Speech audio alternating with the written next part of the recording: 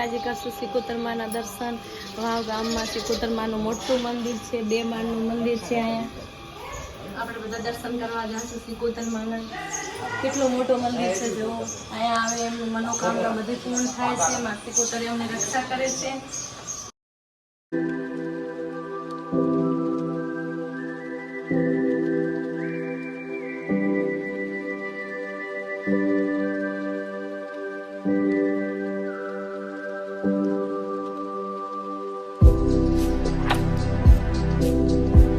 તો મિત્રો આ તમે જોઈ શકો છો સિકોતર માનું મંદિર જે વાવમાં આવેલું છે। બહુ સુંદર મંદિર છે।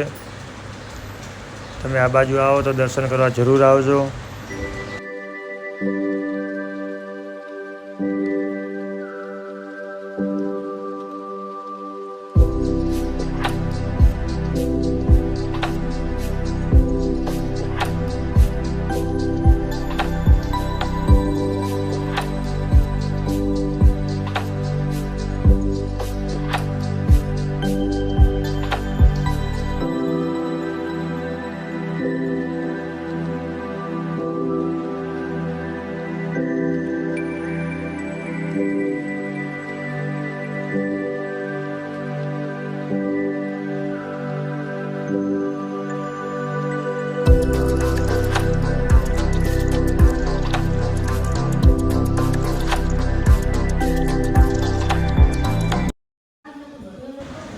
मंदिर में पेंटिंग पण बहु सारी बनावेली है, तमे जोई सको छो।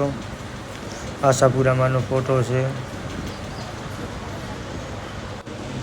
आ भगवान भाई भुवाजी ना पण यहाँ फोटा है, तमे जोई सको छो।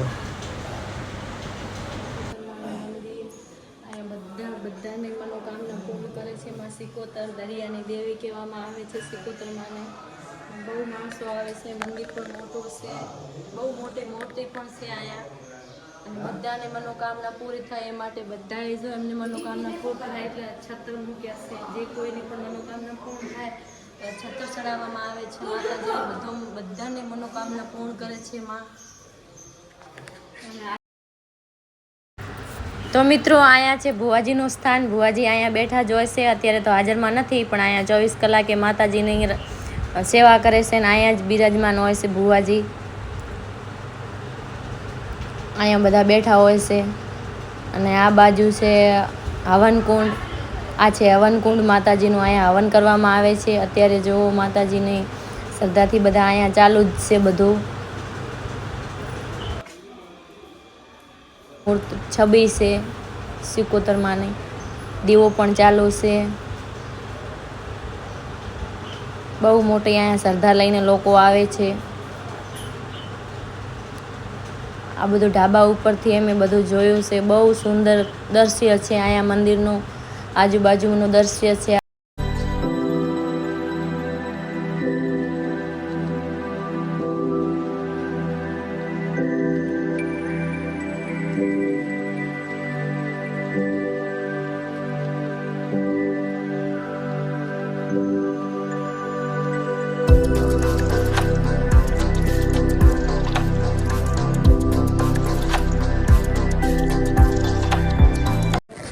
હાલો આપણે બહારથી જોઈ લઈએ મંદિર કેવો દેખાય છે, તમને બધાને બતાવી નાખું। આવા તમે જોજો, આ મંદિર જુઓ કેવો મસ્ત બહારથી દેખાય છે। બહુ સુંદર મંદિર છે।